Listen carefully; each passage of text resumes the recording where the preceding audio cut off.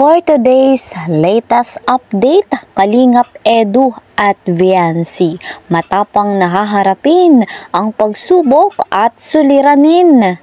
Patuloy pa nga pong lumalaganap ang mga fake news, gayon din po ang kanilang mga paninira. Paano nga ba nila ito haharapin? Yan po ang ating topic ngayon. Isang magandang araw at gabi sa inyong lahat, saan mang sulok ng mundo. Special shoutout po dito po kay Ma'am Emilita Sumaco. Ayan, sabi niya, congrats EDC. Ayan, special shoutout Madam Emilita. Mega love shoutout naman po sa lahat ng ka-member ko ng Karepa Kalingap Reactor Partner, mga OFW, subscribers, listeners, mga silent viewers. Mega love shoutout po sa inyong lahat. Wag naman nating kakalimutan na patuloy nating ipakita ang ating suporta kay Kuya Val Santos Matubang at Kalingap Rob. Kasama po ng kanilang may bahay, Ate Edna Vlogs and Jackie Tapia. Mabuti ang layunin nila sa mundong ito. Kaya po sa hindi pa nakakapag-subscribe, isubscribe nyo po.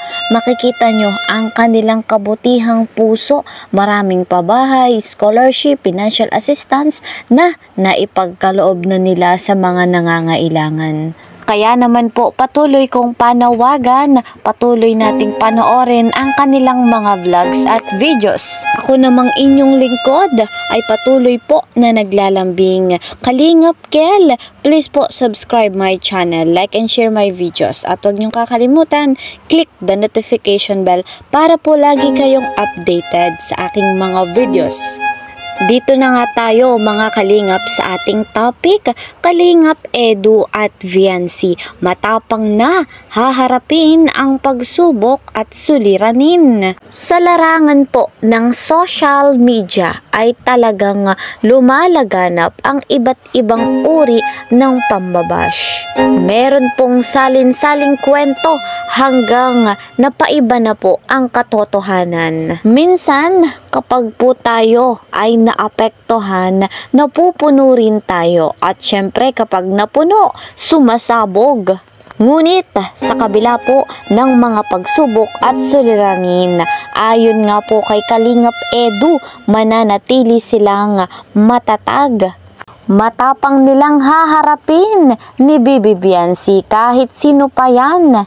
At dagdag nga po ni Kalingap Edu, hindi po siya papayag na maging sunod-sunuran sila ni Bibi Viancy sa kung anong gusto ng mga sponsor, lalo na po at kung hindi ito ikabubuti. At kung meron nga pong mapanira sa kanilang love team na EDC, yung mga nansusulsul nga daw kay Viancy kung ano man po ang katotohanan doon, ay hindi po sila papatinag, si Kalingap Edu at si Viancy. Kahit ano pong mangyari, mananatiling matatag, matapang nahaharapin ang mga pagsubok at suliranin. Ika nga po'y kung mahal ninyo ang isa't isa sa lungkot at ligaya, kayo'y patuloy na magkasama. Ayan, hindi po kayo papatinag kahit sino pa yan. Masasabi nga po nating inggit lamang ang mga ito sapagkat patuloy nga pong nagtatagumpay